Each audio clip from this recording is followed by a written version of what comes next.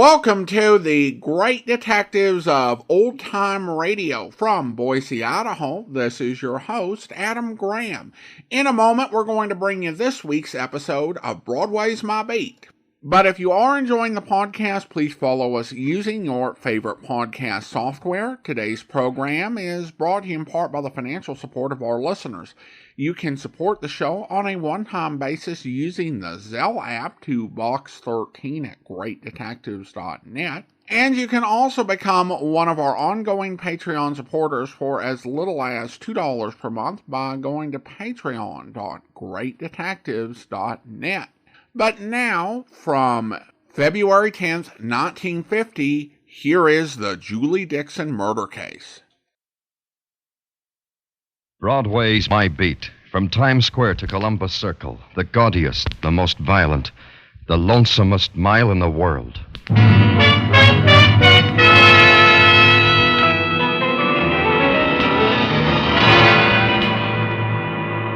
Broadway's My Beat, with Larry Thor as Detective Danny Clover.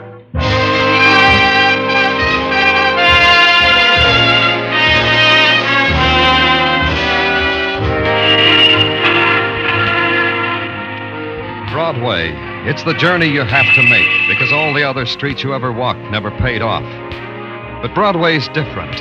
It twists you into the nighttime, and you whirl your puppet dance with the spinning lights. It rocks you and throws you up in the air and beats you against the wall. And you can't quit, because Broadway never does. That's how it is on Broadway. My Beat.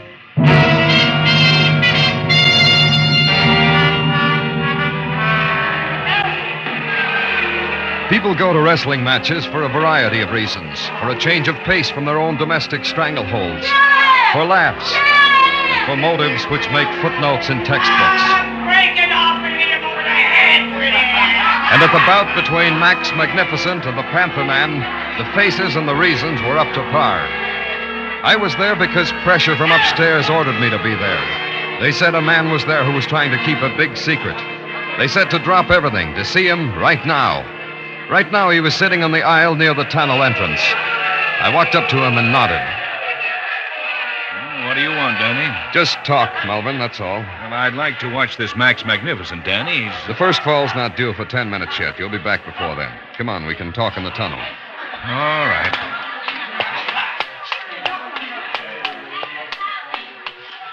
Well, what do you want? Julie Dixon. What about her? What about her? Forget you're a big criminal lawyer, Melvin. Make believe you're not quibbling in a courtroom. Make believe there's just you and me. Where's Julie?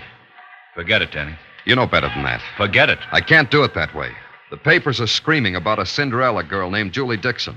They waste a lot of type about a poor girl getting engaged to a rich lawyer named Alex Melvin. You. Now Julie's gone. In a puff of smoke, they say. Today they've coined a new phrase. Foul play. She's around. She'll be back. Maybe. Only the foul play phrase bothers the police department. You going to help us? Danny, forget it, huh? Lay off. I'll find Julie. I've got friends.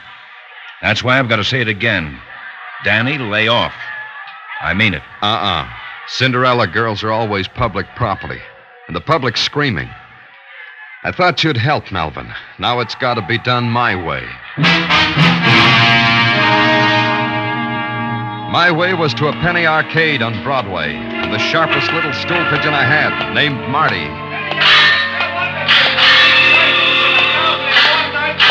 I told him to sing it around that I knew a lot about Julie Dixon's disappearance, that I was primed to make an arrest, and with Marty saying the words I'd put in his mouth, someone might believe them, and that someone might make a move, and I needed that to help me find a lost, strayed, or stolen Cinderella girl.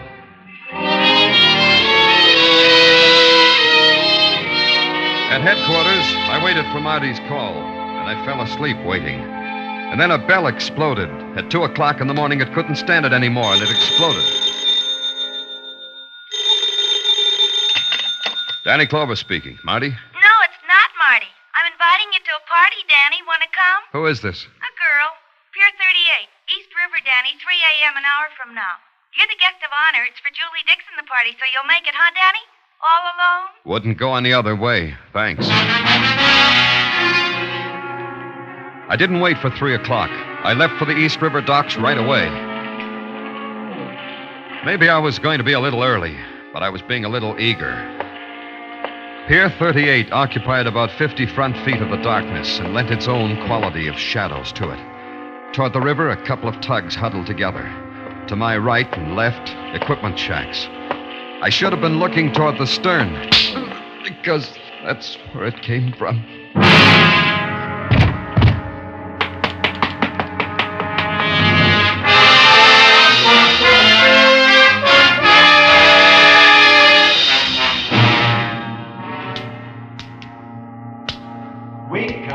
Wake up, I say there. Come out of it.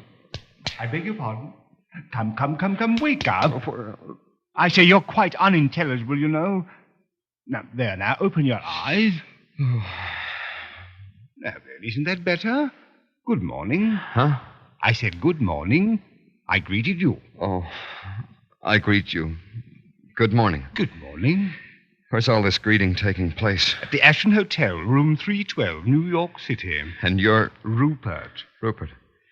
How did I get here, Rupert? I found you on Pier 38. Did you hit me first on the back of the head, Rupert? Oh, no. But I did kick you. That is, I stumbled over you. That's what made me know you were there. I brought you here in a cab. What were you doing on Pier 38, Rupert? Well, sir, every night after the matches, I go to the waterfront and look toward England and make a wish. The same wish, sir, that I was back in Crofton-on-Willow. Why aren't you back there, Rupert? Because I'm not. Max Magnificent doesn't wrestle in England until the summer. Max Magnificent? Yes, of course. I'm his valet. I spray the ring for him, carry his robe. Rupert. Where's Max? The Magnificent is in the next room, having his hair done. Thanks, Rupert. Will you be staying to breakfast, sir? Kippers in 10 minutes. Well, I see you're up and around. Glad to see it. Max Magnificent wishes he could sleep that well. How do you like it? No, I don't mean Mabel, the hairdresser. I mean my hair. The flamingo bob, I call it. Fancy, huh? Fancy. Well, here it is. I got it all ready for you. Autographed photograph of Max Magnificent. Look what it says. To an all-American lad from your idol, Max Magnificent. Fancy. Can I talk to you without the hairdresser? With my hair half up in curlers? You kidding, baby? Go ahead, talk to me. Mabel doesn't understand nothing except hair anyway. Talk to me. Maybe I'm being coincidental, Max. Oh! Mabel, comb the curls. Don't yank them out of my head. You're saying? A man I know came to see you wrestle last night when he was supposed to be worried, Max. A man named Alex Malvern. Oh, Max Magnificent welcomes him to the ever-growing list of his staunch admirers. Hey, I did that good. Yeah, and Alex Malvern worries because his fiancée, one Julie Dixon, is missing. I talked to him. Oh, worried, huh? Then I got slugged. Then I wake up in the tender care of Rupert, valet for Max Magnificent. Hey, that makes a circle, huh? Go ahead. This is real goose pimply talk. What's with Julie Dixon, Max? You know? Oh, asking me questions with no sense. Finish me, Mabel. This guy just got boring. What about Julie Dixon? Mabel, hand me the mirror. Julie Dixon. Ah, the flamingo bob. The fans will eat it up. You know something, you, mister, standing there? I can't hear you no more. You better go, mister. Mabel's got to scent me. The lavender, Mabel.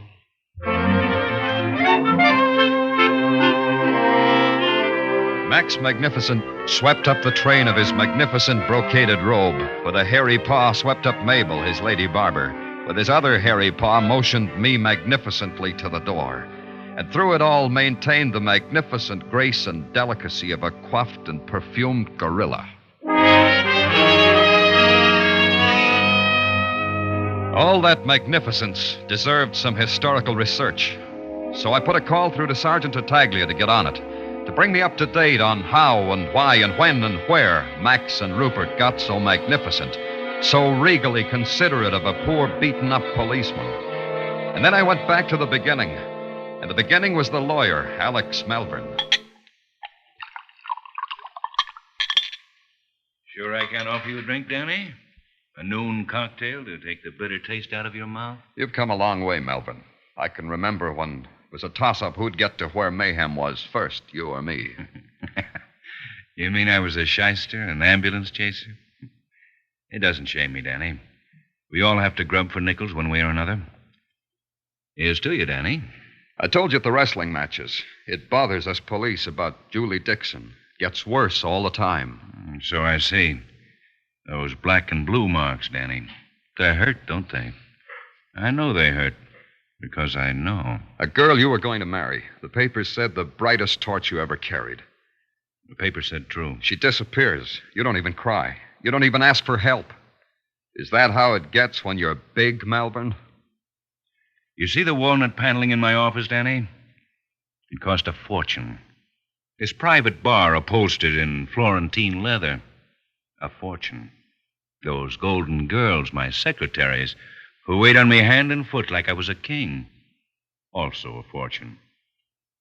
None of this I got by asking anybody for help. So we've got nothing more to say to each other, huh, Danny? Glad you dropped in, though. I enjoyed that, Melbourne. I speak only as a jury of one, but it was very impressive. I really enjoyed it. Out, Danny. I'm busy. You're going to throw me out, Melbourne? Because that's how it'll have to be. There are lots of ways.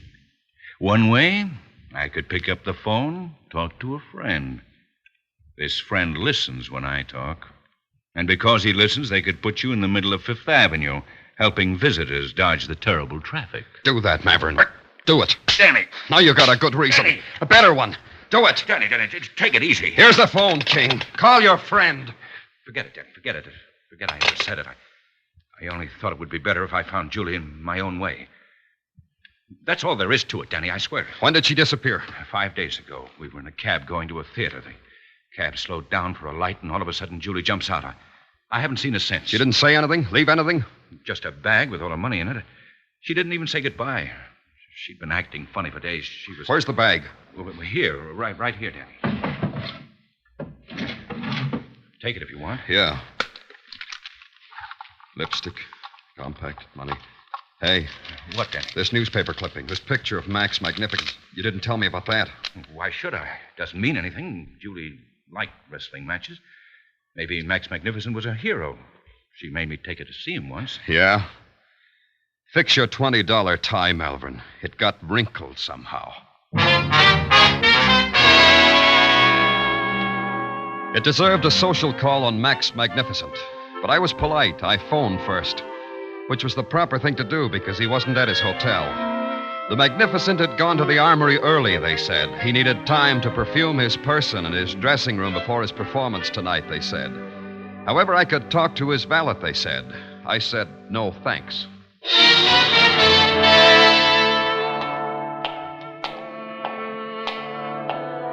At the deserted armory, I followed Max's spoor down a long cavern and into a whitewashed dressing room.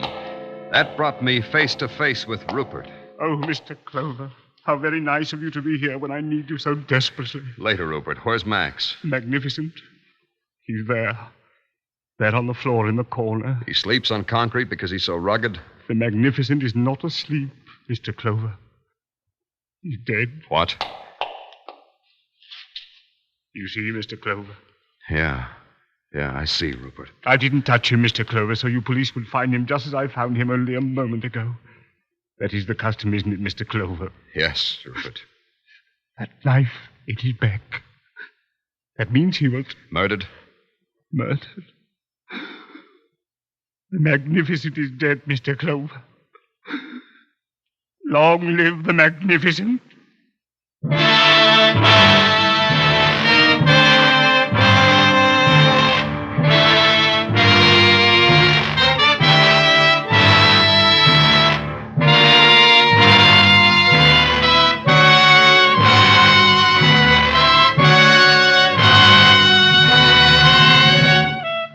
You are listening to Broadway's My Beat, written by Morton Fine and David Friedkin, and starring Larry Thor as Detective Danny Clover. The cream of the fun and songs on Arthur Godfrey's daytime shows are now brought to you in a half-hour special Godfrey Digest every Saturday night on CBS. So if a date with the dentist, the hairdressers, if a traffic ticket in court kept you from hearing one of the daytime shows this week, or if you want a fast half-hour of humor and songs by Jeanette Davis, Bill Lawrence, and the Mariners, listen in this Saturday night to the Godfrey Digest, on most of these same CBS stations.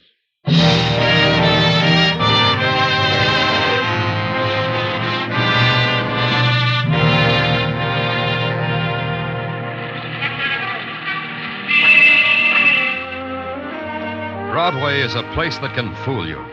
Can walk by the lost and the broken and the dying without batting an eye.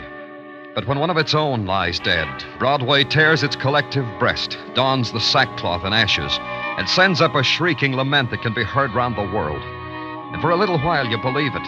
You believe Broadway is heartbroken because death came on a man who called himself Max Magnificent and stuck a knife in his back. You believe Broadway has found torment because it lost a Cinderella girl named Julie Dixon. Then you take a good look at Broadway, and you know you're out of your mind. But you stay with it because you're a cop. And as a cop, you're Broadway's conscience. And as a conscience, you've got a helper, namely Sergeant Gino Tartaglia. Danny, sometimes when I can't go to sleep nights, I analyze my relationship with you. And? And I have come to the conclusion that I am what is technically known as a mother's helper. And I'm very proud of you, Gino. Ah, Danny, stop it. Well, item 1.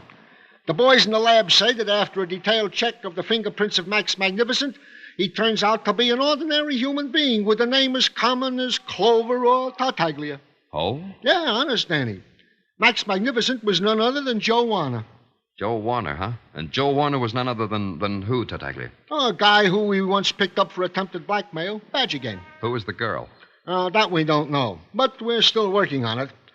Item 2. The missing girl, Julie Dixon, is known to have withdrawn her entire savings from the Corn Exchange Bank the day before said Julie Dixon disappeared. How much savings? A goodly sum, $3,000. Yeah, as you say, goodly. Maybe that explains why she didn't need her bag when she jumped out of Malvern's cab. Yeah, possibly, Danny. May I continue? Oh, please do. Item 3. Detective Muggovan is even now on the tail of the famous and renowned lawyer Alex Malvern. And Detective Kinney is even now on the tail of Rupert the Valet. And Julie Dixon's description? Description? Description, Tartaglia. It's out. Any reports on it? No, Danny. Well, get on it, Tartaglia. Check again. Every railway station, every pawn shop, everything. You'll remember, won't you, Tartaglia? Oh, I promise, Danny. Oh, I just remembered. I forgot something. I'm glad for you, Tartaglia. Oh, thank you, Danny. I just remembered you got a call from someone named Sophie Wojciechowski. Huh? Yeah, Sophie Wojciechowski. She skates on roller skates at the roller derby at Madison Square Garden. She says come meet her at 8 tonight. There's something about Julie Dixon. She said, Danny, can I help it if I forgot? I got so much on my mind. Mrs. Tartaglia, the kids,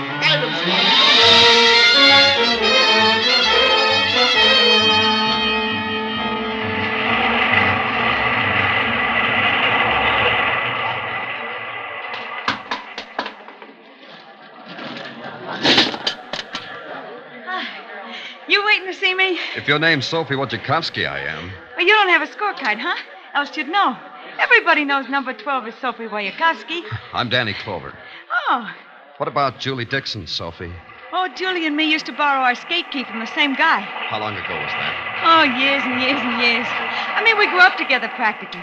Then we grew up, then she got married, then she went away, then I never heard of her. Then yesterday came. Yesterday was something special? Not especially special, except a guy called me upon the telephone and asked me if I knew the whereabouts of Julie. I told him no, because I don't. Then the guy said a bad word and hung up. What guy? The guy I was talking to upon the telephone. Oh, you mean his name? He didn't say. Now, let's go back a little bit. You said Julie was married to a man named Joe Warner? That I don't know. Except I heard from sources close to the roller rink that he deserted her. Ran away to Texas, I heard. This was about 3 years ago. Then the reason you called was to tell me about the phone call. Well, not exactly. You see, I saw Julie yesterday. Later, after the guy called upon the telephone. Huh? Sure, she said she was broke. She came to borrow some money. How much did you lend her? Not a cent, because that's how much I had at the time. She said thank you and walked out of my life again. Oh. The woman's team will take their places. 1 minute. Hey, look, I gotta go now. That's all I know, Mr. Clover. So long.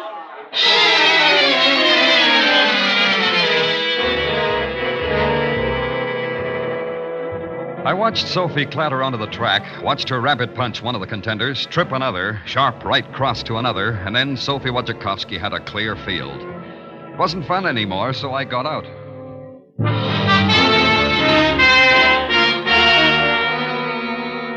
And I began to add it up. Julie's husband had deserted her, Sophie said. And in Julie's bag had been a picture of Max Magnificent, who was Joe Warner. And Julie had gone through $3,000 fast, even for a girl like Julie. And the sum could be blackmail and murder. Except one factor was missing from the equation: Julie Dixon.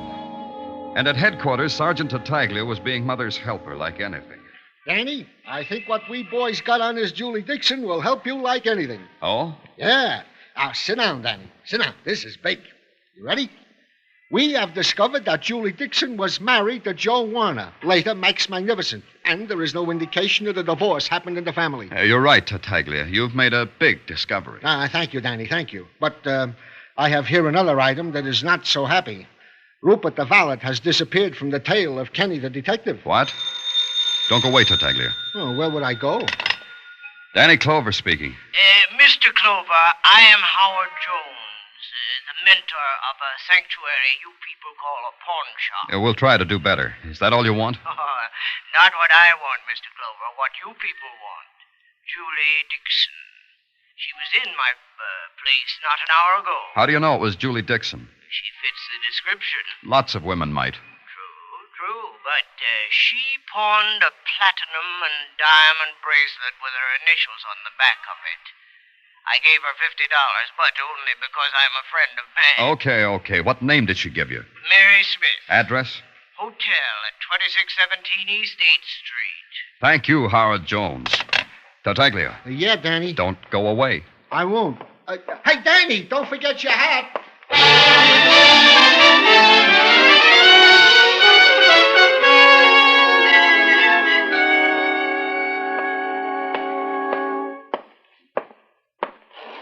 You the desk clerk? No, I'm the scrub lady, Mac. But I got word there's no vacancy, so go try another flea bag, huh, Mac? This one suits me fine. I'm looking for a girl. Oh, in that case, you want the Lonely Hearts Club. 3 blocks down, up 2 flights. Tell them I recommend you for membership. A girl, Julie Dixon. What room is she in, scrub lady? For this, I got 2 answers. I doubt if one of our guests, if she has a name Julie Dixon, would sign this same name on the register. Answer number 2 is why should I answer you at all, Mac? Good question. Good answer? Plain clothes, Dick. With badge to match, huh? Oh, impresses me. Tell me how much. This much, Mac. I am a room clerk in this hostelry. We have a guest, a gorgeous doll, occupying our diplomat suit. It's possible this girl could be the girl whom you of the gendarmerie... What room? Try number 18. That's the suit with the washstand. If you want room service, just scream, huh, policeman?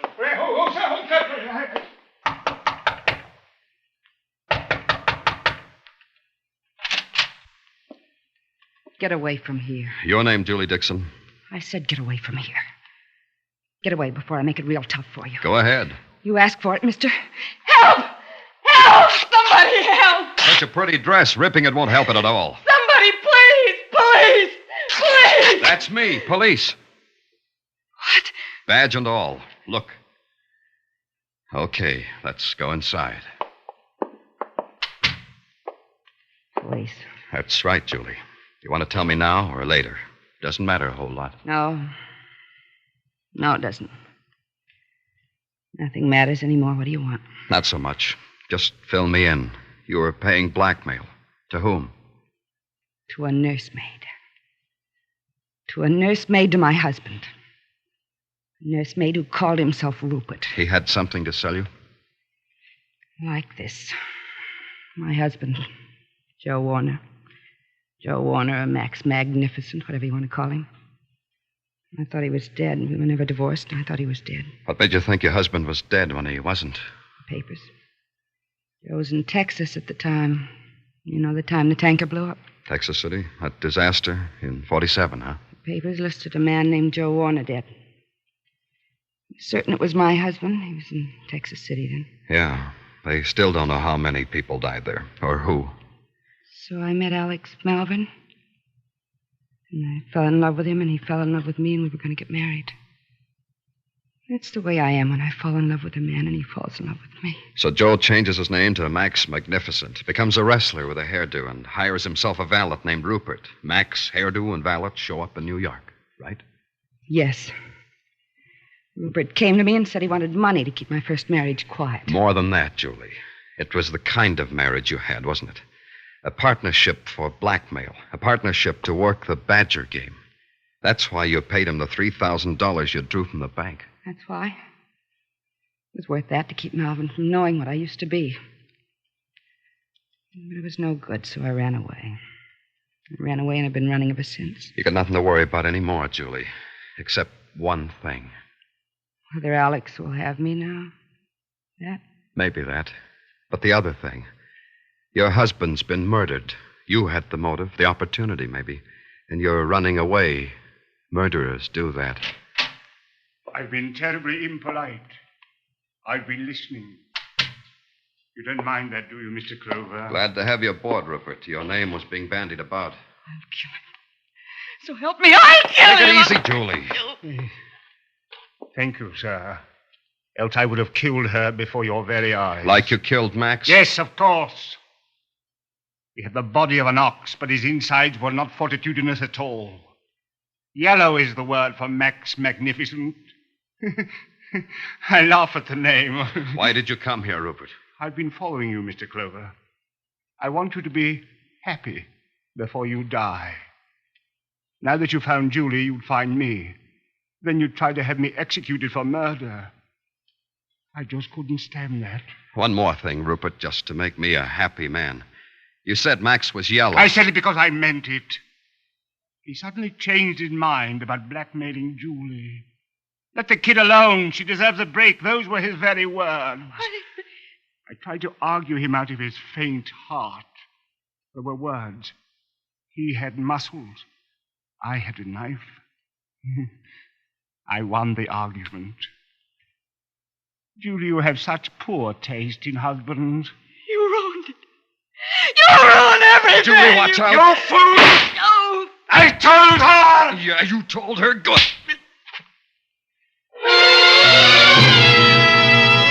Rupert crashed into the washstand. The gun clattered out of his hands. And then, like some crazed animal, he scurried forward in the half-light. So there was only one thing to do.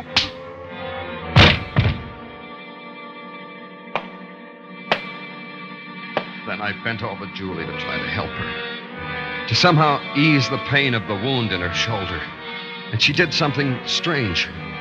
She shook her head and motioned me away.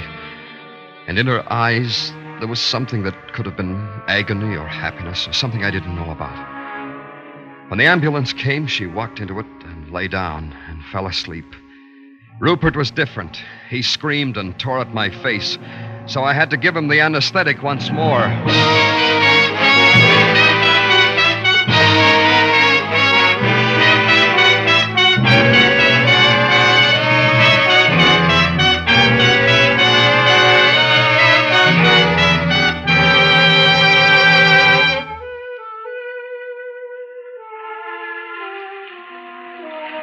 Broadway's wearing its harlequin clothes, and it winks an eye and beckons. And a pale and hungry girl walks its pavements like a queen, because Broadway's a dream street. And a fat man stands with begging eyes because he just found out his last dream didn't come true. It's a laugh or a cry, with nothing in between. It's Broadway, the gaudiest, the most violent, the lonesomest mile in the world. Broadway, my beat.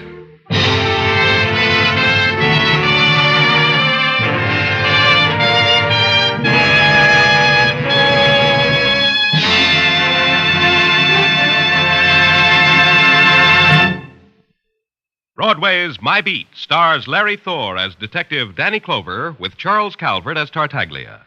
The musical score was composed and conducted by Alexander Courage, and the program was produced by Elliott Lewis and directed by Gordon T. Hughes. The cast tonight included Vivi Janis, Bill Johnstone, Virginia Gregg, Jay Novello, Junius Matthews, and Larry Dobkin.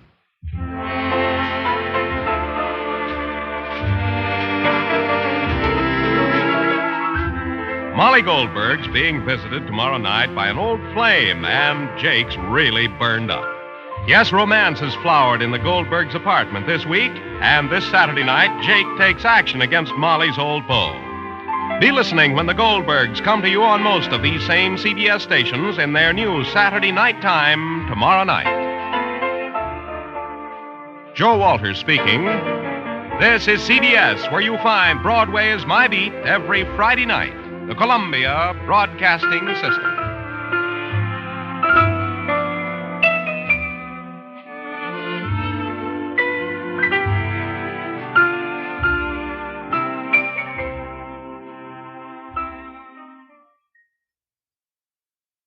Welcome back. At some point, you have to wonder if Danny just likes drama. He had to deal with lip from a room clerk and also have the missing woman try to fake an assault. None of that would happen if he just flashed the badge first. Because honestly, if people come up to you asking the sort of questions he asked, you have no reason to answer them or give them the time of day. Also, the valet's claim to have nerve is undermined by the fact that he essentially loses it once disarmed, so he didn't have nerve so much as he had a weapon. This episode does give some insights into old school wrestling, as well as pro wrestling in general. Wrestling was really big at this time. In fact, if you listen to old-time radio, it was the stereotypical thing on television that wasn't an old movie. Now, if you grew up in the 1980s and 90s, when it comes to wrestling, you had things like the WWF, which was everywhere. And all that craziness, and now the whole pro wrestling world has gone into all sorts of other directions. And I only saw a catching glance of it when I was growing up. And I just will hear random bits and bobs every now and again about wrestling. But occasionally, I'll hear some people who saw wrestling, say in the 1960s or 70s, particularly, pro wrestling, and they'll say that it was a really different sport. But this kind of stereotype early on from the 60s suggests that pro wrestling was always about showmanship, playing to fans, and big personalities. And that it has essentially remained that, and only evolved to match how society wants that to manifest. Well, now we turn to listener comments and feedback. I have a note here regarding the Joan Gale murder case where someone shared when they listened, which was from the UK on November 28th at 10:27 p.m., cold and frosty night, listening in bed where it's warm with my two cats, Betty Davis and Teddy Bear. Thank you. Well, thanks for sharing, and I hope the three of you enjoyed the program. And then we turn to our listener survey. Derek writes, I listen daily, catch up on old shows I may have missed. In my opinion, the best podcast on Spotify. Wow, well, thank you so much. I really appreciate your kind comment, Derek. And then we have a comment in the UK from Lee, who writes, absolutely happy to listen to anything from Old Time Detectives as they are fantastic. Well, thank you so much. Well, now it is time to thank our Patreon supporter of the day, and I want to go ahead and thank Alan. Alan's been one of our Patreon supporters since February, currently supporting the podcast at the Detective Sergeant level of $7.14 or more per month. Thank you so much for your support, Alan, and that will actually do it for today. If you're enjoying the podcast, please follow us using your favorite podcast software. And if you're enjoying the podcast on YouTube, be sure to like the video, subscribe to the channel, and mark the notification bell. All those great things that help YouTube channels to grow and get our episodes in front of even more listeners. We'll be back next Wednesday with another episode of Broadway's My Beat. Next Tuesday, listen for Martin Kane. But we'll be back tomorrow with Mr. and Mrs. North, where... Jerry, do you think there was anything between him and Queen Isabella? Sure, King Ferdinand. They say the Nevada climate is wonderful at this time of year. Especially in Gino. What grounds would you claim for divorce? Mental cruelty, that's it. I could easily do worse. For example, I might say something about his carrying along a pinter for a niner. See? Darling, I believed you when you said you could do much worse. You didn't have to prove it. Well, as a matter of fact, I thought that was pretty good. Let's see. Jerry North, if you're trying to think up another one of those awful jokes... Oh, they're not that bad.